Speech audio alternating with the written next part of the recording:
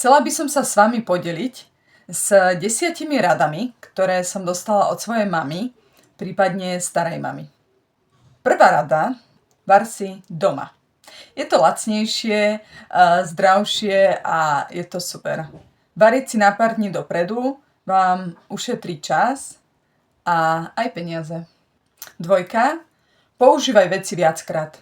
Doteraz si igelitové sáčky odkladám a používam ich niekoľkokrát. Trojka, opravuj, nevyhadzuj. Moja stará mama si štopkala ešte aj silonky, čo priznávam, to už nerobím, ale keď moje deti, alebo ja, alebo muž, hocikdo z našej rodiny má dieročku na ponožke, tak ju proste zaštopkám, ako by povedala moja starka, a nevyhodím ju.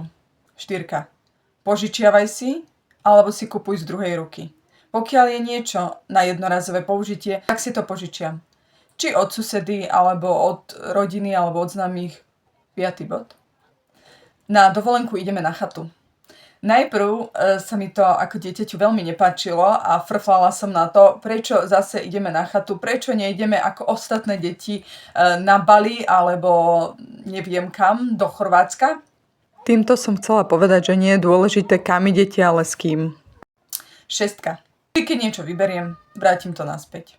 Keď je niečo na zemi, zodvihnem to, odložím to. Nebudete potom stúpať po veciach a nebudete mať taký neporiadok.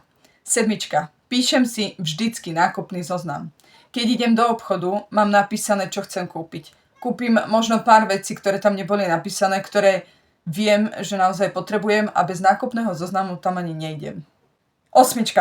Odkladaj si peniaze. Zídu sa.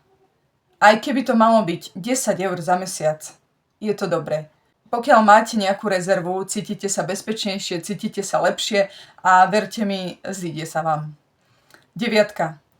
Keď ideš niekam von, zober si vlastnú vodu v vlastnej fľaši, zober si jedlo, pretože keď pôjdeš niekam do parku, tak to stojí 3-krát viacej.